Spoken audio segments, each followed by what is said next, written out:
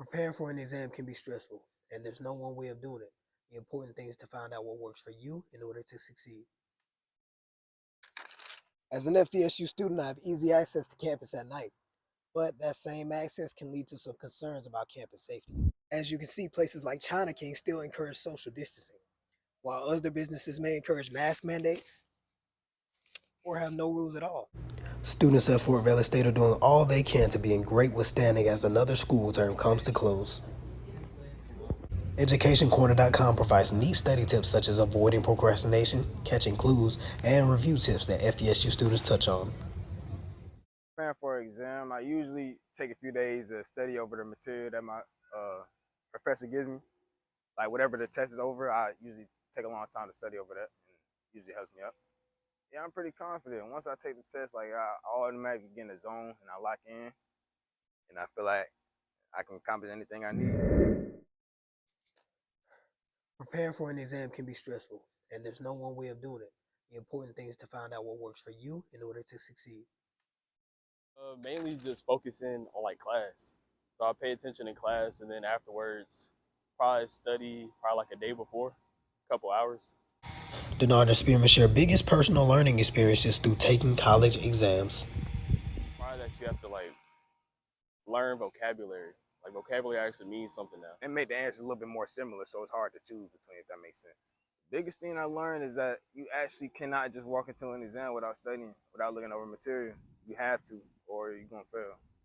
I used to skate by in high school, but in college it's a little bit different. You gotta actually lock in. You don't have like the structures of like having your parents around.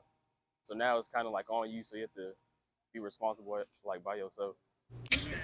Now that there's a bit more control over COVID-19, places have their own preferences toward how they deal with the matter. Some places still encourage the COVID protocols while others have dialed it back.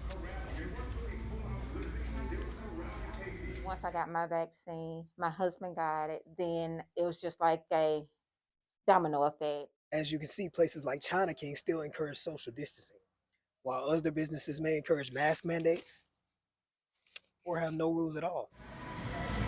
Others, such as the Galleria Mall and Circle K, allow following protocols to be your choice. Ms. Consuela shares her experiences and perspective on COVID overall.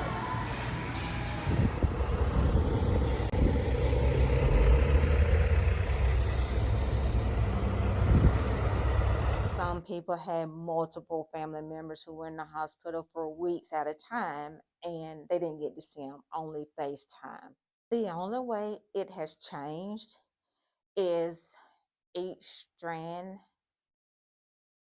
Some are not as contagious as the next one, but still don't want to take the chance because what may be minor for you may be severe for me. So still got to say COVID is COVID. FESU student leaders are making headway in bringing back the HBCU experience for their peers. This past semester, students have had various events they could attend just to wind down from the stress that college life brings. One of the first things I did was a little speed dating thing in the SAC. That was pretty cool. I felt like they organized it well. Today, they had a outside day party. That was cool, and stuff like where students can come out and interact with other students. Muhammad reminisces on previous student-led events and gives great insight on the job student leaders are doing and what he hopes to see in the near future. More of an experience. But one thing I noticed about Fort Valley specifically, we have a lot of stuff like professional development stuff, but we don't have too much of like actual fun activities for students to do. It would be a benefit to students if they had more opportunities to do stuff like fishing, kayaking, all that. Just something different to give students. SGA reassures students that they are working for the people. So being a student leader is a 24/7 job. You know, as SGA, people tend to think it has to be all serious, but it's fun too because I mean, at the end of the day, we're still students and we want to spend that time to connect with the students. I know what it feels like to be stressed. Man, I hope people come out. So just having that little support, just you showing up to events to show face, it means a lot. Ensuring safety of students is most likely top priority on every college campus. FUSU's main gate is not only undersecured, but also inconsistent. As an FESU student, I have easy access to campus at night, but that same access can lead to some concerns about campus safety. Because like campus security, they don't really check your ID. They just be like, I literally just drop when I come in campus. I just drive. I look at them and they just open the thing. I'm like, so they don't know. They don't really know who's coming in, who's leaving campus. So it's not really the best option.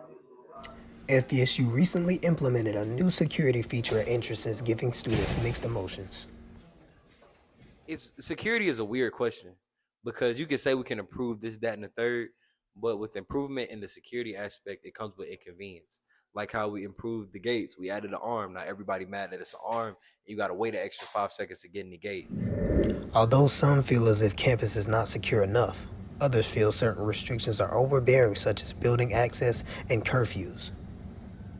Like, if you have like an ID card, like, and you go here, I feel like you should be able to enter any building that you want instead of maybe like having to sign in or saying that you can't come after certain hours, something like that.